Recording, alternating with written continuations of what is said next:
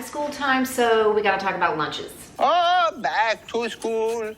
Back to school. And if you came here looking for bento boxes with sandwiches shaped like zoo animals and fruit cut into heart shapes, then I'm gonna stop you right there. Not that there's anything wrong with that, but I'm not that kind of mom and this isn't that kind of video. If, however, you are tired of the daily exercise and what will my kid actually eat that won't come back home in a sad, soggy, half-spoiled pile, then you have found the right video. We have been packing school lunches for over 10 years and I have figured out several ways to make it easier, less stressful, and I've even had the kids packing their own lunches since they were in kindergarten. Life-changing. No more morning meltdowns, mystery leftovers, $17 worth of cut up fruit left forgotten at the bottom of a lunch bag. These are the real life lunch packing hacks I have been using for years to save me time, money, sanity, patience, all the things I need to save anyway because I'm already running low on them. I'm gonna unpack my Thrive Market box first. They're sponsoring today's video, and then we are gonna get right into it.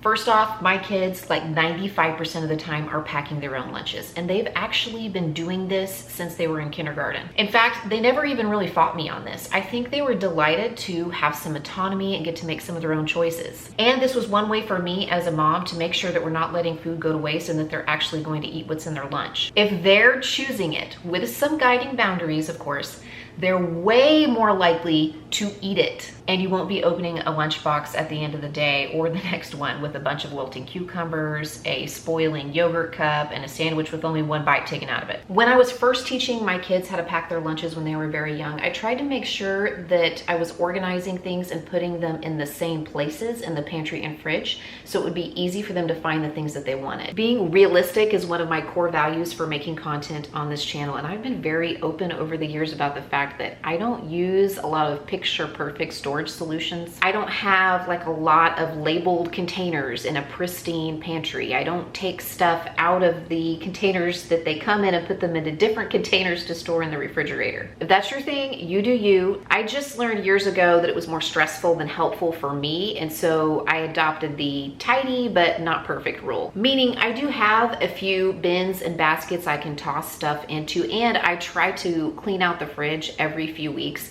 Honestly, I started doing this because I found that it was easier to be good stewards of the food we've already paid for and purchased if we can see it clearly and we don't let it get forgotten or pushed to the back of the fridge or the back of the pantry. I have a few Dollar Tree bins in the pantry, and that's where I will put little packages of crackers or fruit snacks or applesauce pouches. In the fridge, I put the deli meat and the sliced cheese for sandwiches in a little drawer, and the fruits are in the left crisper on the bottom and the veggies are in the right crisper on the bottom.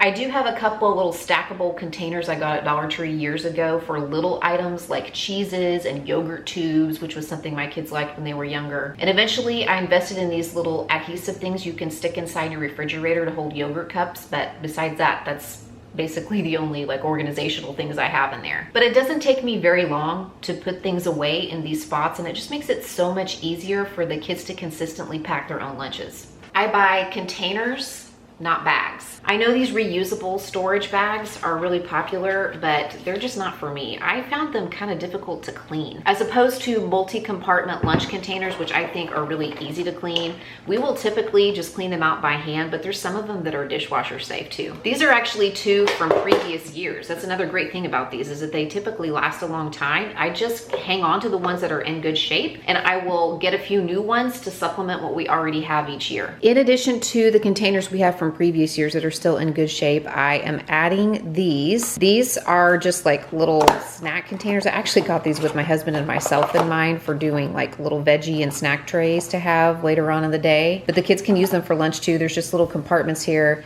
And then there's, you know, a little thing for like dressing or dip or hummus or something like that that you could put in there. They all have a lid. And then these are like yogurt parfait cups or overnight oat cups. So you put like the yogurt and the fruit in this little cup. And then you put the like crunchy things, you know, like granola or cereal in here. And it screws on like this. And then the lid screws on here. And then you stick the spoon in like that. And you can take like a Greek yogurt parfait for lunch. I also got a few that actually look like little Lunchable containers. I've been thinking about these for a few years now. There are 3 that have like the long compartment and then the 2 smaller ones, and then 3 that have just the 4 compartments with lids. So we can really create like our own Lunchables at home, which we've been doing for years, but this makes it, you know, even easier, and will supplement the rest of the containers that we have. And yes, we do keep some regular plastic sandwich bags and storage bags, and I do keep like these little containers and rinse them out to send with the kids occasionally, because this is stuff I don't care about getting back. But for the most part, we find some containers that we like and work for us, and those are the ones that we use week to week, month to month, and even year to year. I do try not to do the glass containers though, especially for the younger kids, because those lunch bags get tossed around, they get stepped on, they get thrown in the lost and found or the playground, so we stay away from the glass ones. I actually just refilled my pantry bins with some items that I got in my recent Thrive Market order that are great for lunch packing. I have had a Thrive Market membership for almost 5 years now, and I think it's a great option if you find yourself short on time and you want some high quality grocery items delivered to your door. If you are following a special diet or a special eating lifestyle, you can sort their products according to your preferences. Like if you want to look at keto products or vegan products or paleo products or gluten-free products, you can do that on their website and just order the ones that you want. It's also a great option if you are very particular about the quality of the grocery items that you purchase. They restrict over 1,000 questionable ingredients from the products that they offer on their site. Plus, I often find great deals on items for less than I would pay for them in traditional grocery stores. This Thrive Market order included some of our favorite grab-and-go breakfast items, some of our favorite things we've discovered over the years for packing in lunches, some electrolyte popsicles that'll be great for my very active kids to have after school, because these first couple months of school being back in session, it's really hot where we live. Plus a little something for me, the mom, because I feel like coffee is a must most of the time, but especially on those mornings when we're trying to get back into the school routine, am I right? Through August 29th, Thrive Market is having a huge back to school sale. In fact, they are featuring different customer favorite back to school friendly items every single week in August. So it's a great time to try it out if you haven't, because in addition to those sale prices, you can get an extra 30% off your entire first order, plus a free gift worth up to $60 when you go to thrivemarket.com/cmindymom, or you follow the link in the description box and sign up for a membership. Again, just follow that link in the description box or go to thrivemarket.com/cmindymom to take advantage of that 30% off your first order plus a free gift. And thank you again to Thrive Market for sponsoring today's video. Another great tip that will save you a lot of headaches and frustration is to have a specific place for your containers and your lunch bags. Just like I do with the way that I store the lunch packing items in the fridge and the pantry, making sure they're in the same place, I try to have my kids put their lunch bags and then the containers that they use for packing their lunch in the same spots. Before I did my kitchen remodel, I had this big plastic bin that slid underneath the desk, and that's where they would put lunch bags and even backpacks. And when we remodeled the kitchen, we put a Lazy Susan in the corner of the cabinets, and that has been a really great place to put some bins where we can put those containers that they use for packing their lunches each day. And that brings me to my next tip, which is to have a routine. Are you gonna pack your lunches the night before? Are you gonna pack them the morning of? What is going to be the process for that? For my kids, it was you pick out a main, like a sandwich or a roll up or a quesadilla, and then you pick out a couple of things from the pantry buckets and a piece of fruit. But don't forget to establish a routine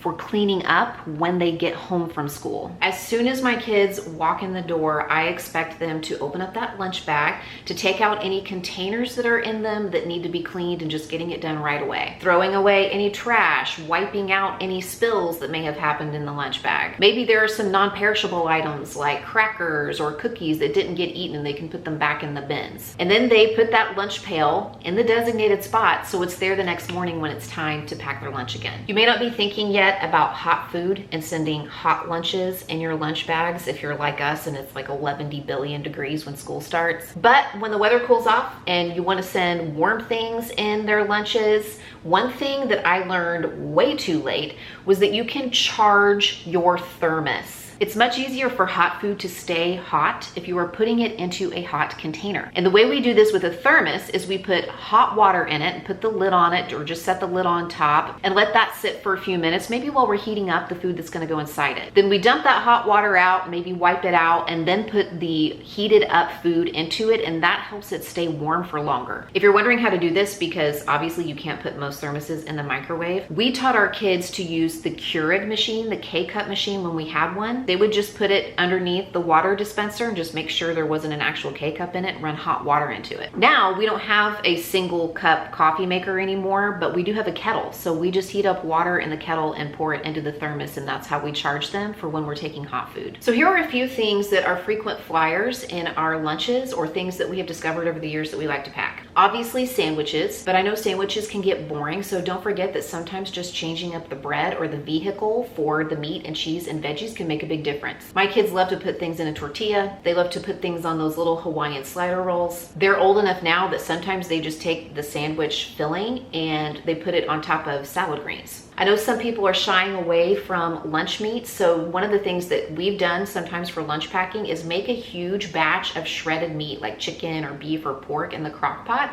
and then use it to make like wraps or salads. We will also fire up our air fryers some mornings and make up chicken nuggets or pizza rolls, or like fully cooked meatballs that we can heat up in the air fryer and then stick into a thermos, which we have charged, and taken our lunch. My kids have taken leftover pizza. They have made cheese quesadillas. They've made yogurt parfaits to take in their lunch. Sometimes they've even taken like a little cereal and fruit, and then they've just put the milk in a separate container so they can pour it over the top when lunchtime comes. I've seen people do French toast sticks or waffles. I've seen them do dips like hummus or tzatziki with pita or crackers. So many ideas. Which brings me to my next point. It's okay to keep it simple. I don't have every option that I just mentioned available to my kids all the time for their lunches. There have been times when I don't even have multiple options. We just have one thing. It's sandwiches this week. Sometimes even when I have multiple options, they'll still just pack the same thing each week. In fact, when I was a kid, I took like the same lunch every single day when I brought my lunch. It was a turkey sandwich, a small bag of chips, an applesauce or fruit cup, and a Little Debbie. And when I was very little and didn't like sandwiches, I would take crackers and cream cheese. True story.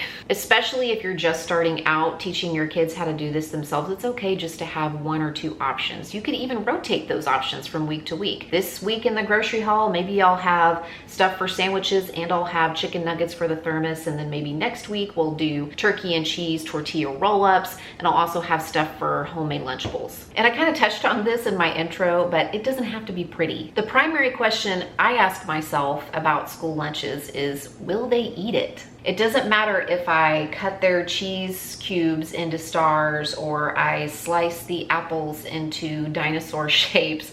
If they won't eat it, it's just a photo op. Again, if you like to do that kind of thing and your kids enjoy it, then have at it. You do you. I'm just trying to give a little encouragement for those of us who don't have that kind of creativity or that kind of time. You can still send a really nutritious, great lunch that your kids will eat without having it look a certain way. And this last one is really important. Have a backup plan. Your backup plan might just be eat the school lunch, right? I mean, we eat the school lunch occasionally, but I also have these little bags that I have made for my emergency food bin in the pantry, and they're like little grab and go snack bags. And I'll put non-perishable items in them like beef jerky, applesauce pouches or fruit cups, granola bars or protein bars, little packages of nuts, little individual containers of peanut butter, and a small package of crackers. And these have come in very handy to grab on our way out the door on mornings when we maybe woke up late or we were just running around and busy and didn't get a chance to pack a lunch. If this is not your first back to school and you are a seasoned lunch packing parent, let me know if you have any tips or tricks or any great lunch ideas. Leave them in the comments below. Thank you so much for watching, and thank you again to Thrive Market for sponsoring today's video. You can pick out one of these to watch next, and I'll see you there.